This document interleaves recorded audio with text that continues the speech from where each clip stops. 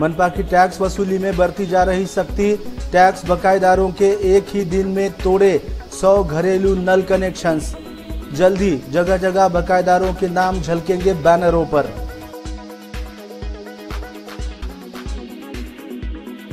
नांदेड़ मनपा ने शहर में टैक्स वसूली तेज कर दी है।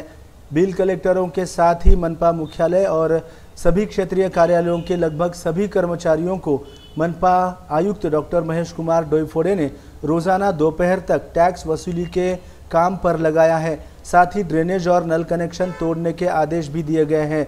उपायुक्त डॉक्टर पंजाब खान सोले के नेतृत्व में मंगलवार 13 फरवरी को सभी 6 क्षेत्रीय कार्यालयों को बकायेदारों का विशिष्ट टारगेट दिया गया था।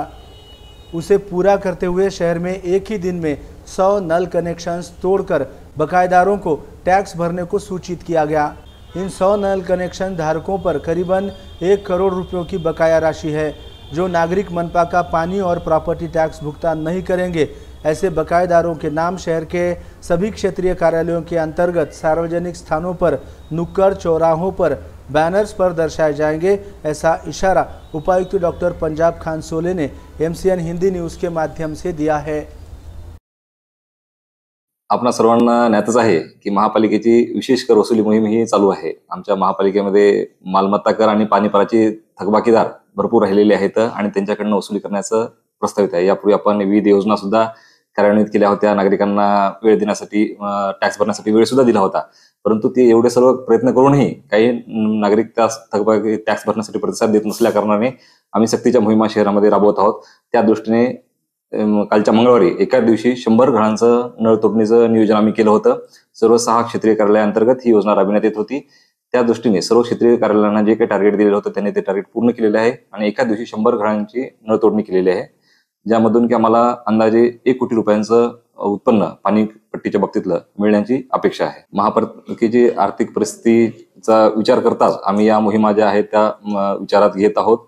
यासोबतच अजूनही बऱ्याच योजना आम्ही प्रस्तावित करत आहोत, विविध कारवाया प्रस्तावित करत आहोत, ज्यामध्ये सध्या आम्ही महापालिकेच्या मुख्यालयातनं 2 जप्ती पथकांचं स्थापना केलेली आहे, जे डायरेक्ट मुख्यालयाशी पथक संलग्नित असतील। तसेच कर वसुलीमध्ये वाढ होण्यासाठी आणि नागरिकांना जास्तीत जास्त सुविधा उपलब्ध करून देण्याच्या दृष्टीने प्रत्येक क्षेत्रीय कार्यालयांतर्गत अजून 10 वाढीव कर्मचारी आम्ही क्षेत्रीय कार्यालयांना उपलब्ध करून दिलेले आहेत। निश्चितच बऱ्याच थकबाकीदारांनी टॅक्स भरून महापालिकेत सहकार्य केले आहे, त्यामुळे आम्ही त्या याद्या अपडेट केलेल्या आहेत आणि येत्या 2 ते 3 दिवसांमध्ये थकबाकीदार जे आहेत त्यांची नावे आम्ही प्रत्येक चौकामध्ये बॅनरवर लावण्याची आम्ही महापालिकेची तयारी अंतिम टप्प्यात आलेली आहे। ते पुन्हा एकदा नागरिकांना मी आवाहन करतो की आपण या पद्धतीने आपलं नाव बॅनरवर येऊ नये, याकरता आपण टॅक्स भरून महापालिकेत सहकार्य करावे।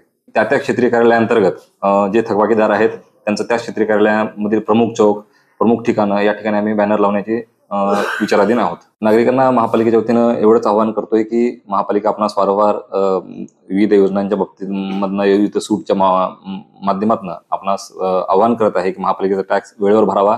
आपणास विलंबाने 2% दरमहा विलंब होत असल्याने 2% शास्ती सुद्धा त्यावर लागत आहे, तरी आपण तात्काळ महापालिकेचा कर भरून महापालिकेस सहकार्य करावे।